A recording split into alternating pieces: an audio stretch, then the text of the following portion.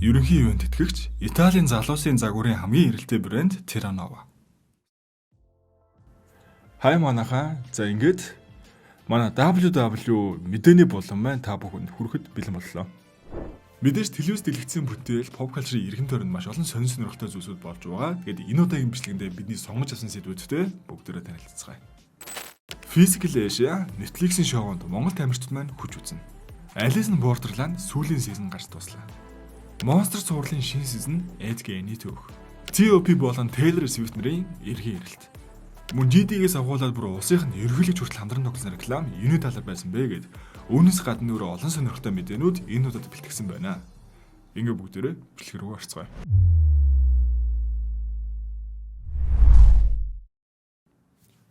Monster цувралын шинэ бүлэг Ed Gein-ий түүх. Netflix-ийн Monster цуврал бол бодит гэмт хэрэгтнүүдийн тухай антологи хэлбэрийн аимшигын бүтээллээ. Эхний үлрэл нь Dahmer, хоёр дахь нь Menendez Brothers, харин гурав дахь нь The Ed Gein story сайхан цэцэгцэн. Ed Gein гэж хэм бэ? Яагаад хүмүүс түүний тухай дахин ярьдаг байдлаар багахан тайлбарлая.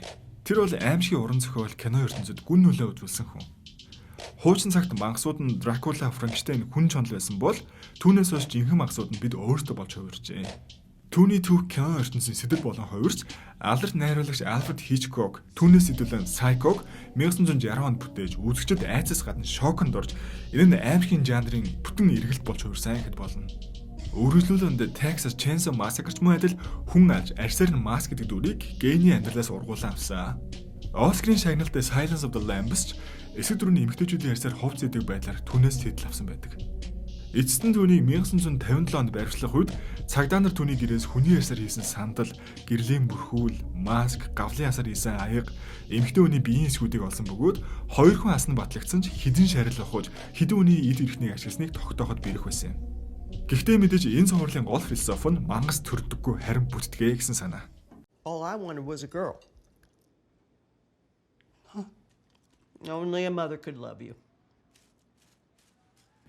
Яг юу ямар шалтгааны улмаас энэ бүх зүйл аллах харгислал болж өрөвсөн талаар уг цувралаас үзэх нь ойр штэ. Ed Gein-ийг аимшигын бэлэг тэмдэгчж хэлэх хүмүүс би, орхигдсон сүнсчж хэлэх нь би. Тэгэхээр үзээд ямар байсан сэтгэлээ бичээрэй манайхаа. Physical Asia Netflix-ийн шоунд Монгол тамирчид хүч үзнэ. Энэхүү шоуны анхны хөлбөр 2023 онд цэцэгдсэн бөгөөд хэн хамгийн илүү вэ гэсэн асуултад хариу болохын тулд 100 шилдэг тамирчин, цэргийн альбан хаагч, фитнес модель, олимпийн аваргуудын нэг дор цуглуулсан байдаг. 100 хүнийг бие биелдэр төсвөр хатуужил, стратеги, багаар ажиллах чадвараар нь өрсөлдүүлж, сонирхолтой сорилтууд өндөр шагналын сан зэрэгээрээ олон үзэгчид татаж чадсан тус шоу нь энэ удаа зөвхөн Аз намхан далайн бүс нутгийн орондоос бүрсэн оролцогчдоогоор шоугоо үргэлжлүүлэх нэ. Азийн хамгийн хүчрэх хүмүүстэй баг болохын төлөө өрсөлдөж буй улсуудад Өмнөд Солонгос, Япон, Филиппин, Австрали, Турк, Индонез, Таиланд, Монгол зэрэг улсуудын баг тамирчдаа бүрдүүлээд байна. Манай улсыг төлөөлөн оролцож буй тамирчдын багт багийн ахлагч үндэсний бүхний тамирчин Улсын Арслан Орхон Баяр, холимог тулаанч Инх Оргил, 3x3 сагсан бөмбөгийн үндэсний шгшээ багийн тамирчин Дүлгүн, волейболын үндэсний шгшээ багийн тамирчин Хан Сүрэн, жуудогийн үндэсний шгшээ багийн тамирчин Ажээ Сүрэн, Монгол улсын гавьяа жүжигчин Уран Нурааж лавг очрноор оролцож байна. Physical Asia шоун олимпийн багийн төрлийн тэмцээн хэлбэрээр зохион байгуулагдах бөгөөд үндэсний бахархал уламжлалаа харуулах зорилготой байна. Тамирчид хүч, төсвөр, стратеги, багийн ажиллагаа зэрэг олон шалгуураар өрсөлдөх бөгөөд цус бүрийн улсынхаа уламжлал спортуудыг ч харуулах нэ. Энэхүү шоу маань 2025 оны 10 сарын 28-нд Netflix-ээр нээлттэй хийгч байна. Alice in Borderland өхөл амьдрал хоёрын хэлээр тоглоомын дүрвжлэх ертөнц. За, Alice in Borderland 3 дугаар үлрэл гарсан. Үндэ гүйцэтгэл хийс талаасаа бол юу ч ярихгүй. График эффект дүрслэлийн хувьд цуврал дундаа хамгийн өндөр түвшинд оцсон гэж болох байх. Зөвхөн цувралууд гэж бодохоор яг илүү ихээр цуврал өөр санаа анж орохгүй байна. 2 дугаар үлрэл дуусгаад энэ ертөнц өхөл амьдралын дунд байх заагийн байна гэсэн санаагаа гаргаж ирээл дууссан. Гэтэл 3 дугаар үлрэлд тэр санаагаа улам гүзгэрүүлж логикийн хувьд нэлээд сайн тайлбарлаж чадсан мэт. Тоглоомын дүрслүүч гүн утгатай. Тамгыг 1 ноёныг 13 гэж үзээд 13 хүзрийн шатлалыг бүгдийг нь хооронд нь нэмээд 4 өнгөөр нь үржүүлбэл 364. Дээр нь жокерыг нэмвэл 365 буюу 1 жил. Харин 2 жокер байвал 366 буюу өндөр жил. Ингэж тооцоолбол амьдрал өөрөө л энэ тоглоомны юм байна гэхэд алт утгатай. Харин гол санаа нь энэ ертөнц зөвхөн ослоор коомдорсон хүмүүсийн зүүд биш, дэлхий дээрх бүх хүн өдөр бүр өвхлийн ирмэгт ирж амьдралын төлөө тэмцэж байдаг тухай үлээ. Хин хизээ хаана амьдралынхаа аль хэсэгт байгаас үл хамааран энэ тоглоомыг тоглосон орол байдаг. Хизээ юу болохыг хинч мэдэхгүй тул хэмгуугач өхлөөс бүрэн зүгтэж чадахгүй. Хүн түмнөөс аль нэгийг нь тоглосон орол байна гэсэн үг. Энэ ертөнцөд зугтсан хинч эцэстээ хожигдох хүртлээр буцаж ирдэг. Яг ингэж төгссөний дараа Squid Game болон Alice in Borderland-ын ялгаа гарч ийн л да. Хоёулаа хөл амьдрал, хүн чанар, нийгмийн системийн талаар гүн гүнзгий асуулт тавьдаг. Аль цуврал нь дууссан юм чинь нэг нурчгүй багахан харьцуулъя. Squid Game-д хүмүүс сонголтоороо ирдэг бол Alice in Borderland-д харин үгүй. Squid Game нь нийгмийн шудраг бус байдал, дарамт капитализмын хатуу хөдөн системийг харуулдаг нь яг л бидний бодит ертөнцийн тоглоом. Мөнгө бол эрх мэдэл, харин ялагдал бол үхэл. Хүмүүс ядуу өрн дараацсныхаа төлөө үхэлтэй тоглоомд орохыг сонгож байгаа нь амьд үлдэхийн тулд бусдын зүсийг урсгахаас буцахгүй болгодог бодит нийгмийн тусгал юм. Alice in Borderland харин бидний дотоод ертөнцийн тоглоом. Энд хүн өөрийн айдас, гимшил, цөхрөл, амьдрах хүсэлтэйгээс хонголтгүйгээр нүр тулна. Мөнгө, эрх мэдэл улс төрч хамааралгүй зөвхөн амьдрал ба үхэл хоёр.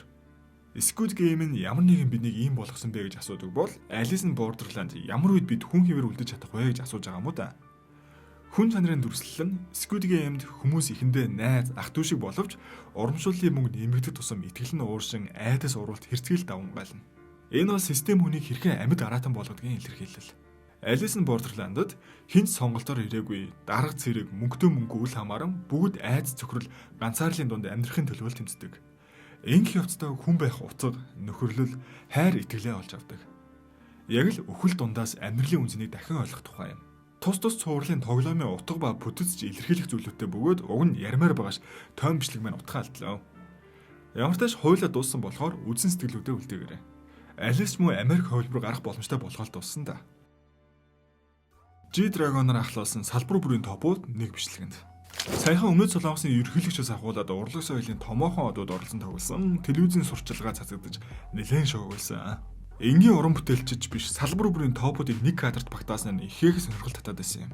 За энэ ямар учиртай сурчлага вэ гэхээр 2025 оны 10 сарын 31-ээс 11 сарын 1-ний хооронд Өмнөд Солонгосын Кёнжод зохион байгуулагдах Аз Номхон далайн эдийн засгийн хамтын ажиллагааны уулзалттай холбоотой байжээ. Улс төр эдийн засгийн чухал арга хэмжээг сурчлах ажилд салбар бүрийн топод болох K-pop-ийн бэлэг тэмдэг GD, суут найруулагч Пак Чаног, хөл өмгийн домог Пак Жисон, охидын хамтлаг Айвийн гишүүн Чан Вонён, 3 хотод тоглож Ан Сүнжээ, дэлхийд нэртэй DJ Peggy Goo болон Өмнөд Солонгосын ерөнхийлөгч бүр өөрийн биеэр оролцжээ. Уг үеийг олон улсын нэр үндэстэй уралдаан тэр дундаа Нью-Йорк фестивал шагнал хүртэж байсан бүтээлүүдээр танигдсан найруулагч шинэ усог найруулж APEC 2025-ын албан ёсны элчээр сонгогдсон G-Dragon гол дүрийг бүтээсэн байна. Ерөнхийлөгч Lee Jae-myung онгоцны нислэгийг чиглүүлжгүй нисэх буудлын чиглүүлэгчийн дүрээр гэрэлтэй саваа барин гарч ирдэг ба гадаад хэргийн яамын нисхийг Өмнөд Солонгос улс өнгөрсөн хямралаас дараалал зохион байгуулалтаагаар олон улсын тавцанд эргэн ирж бүг бэлэгдсэн хэмээн тайлбарлажээ. Яамнаас мэдээснээр энэхүү видео хамгийн бага төсөвтэйгээр бүтээгдсэн бөгөөд оролцсон алдартнууд, арын ажилчид бүгд цалин хөлсгүйгээр үндэсний ач холбогдолтой арга хэмжээг дэмжих зорилгоор ажиллацгаажээ. Ерөнхий юунд тэтгэгч Италийн залуусын загварын хамгийн эрэлттэй брэнд Terranova. Netflix-ийн ууган хүү Stranger Things халаагаа өгнө. Кино болон телевизийн суурлын стриминг үйлчилгээ явуулдаг Netflix эд олонний анхааралд өртөж эхэлсэн үеийг санаж байна уу? Зөвхөн кино телевизийн нэвтрүүлгүүдийг дамжуулдаг ус уг платформ 2013 оноос өөрийн оригинал бүтээлүүдийг гаргаж эхэлсэн. Энэ нь стриминг үйлчилгээний шинэ хандлага тогтоосон гэхэд хэлсдэггүй. Тэгвэл Netflix өнөөгийн байр суурьнд ирэхэд томоохон түлхэж суулж өгсөн цуврал бол 2016 онд нээлттэйсэн Stranger Things.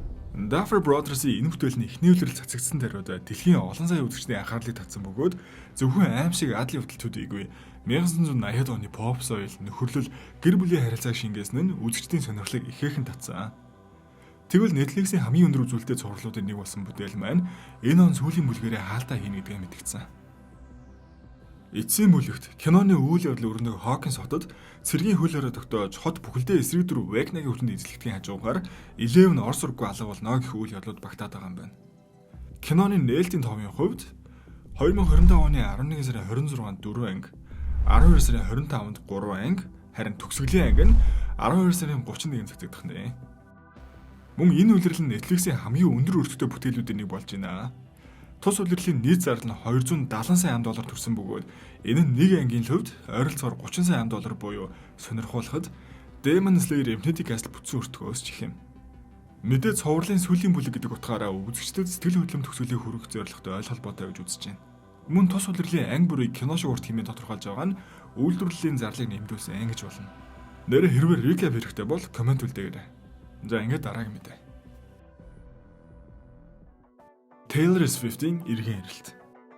Хөгжмийн салбараас улсынхаа эдийн засгийн хүртэл нуруундаа өөрч, улс төр сонгуулийн эрсцийг огцон үсгэж, ерөнхийлөгчөд дислээд авдаг 21-р зууны хөгжмийн ертөнцид хамгийн нөлөө бүхий хүчрэг уран бүтээлчдийн нэг Taylor Swift эргэн ирвэ.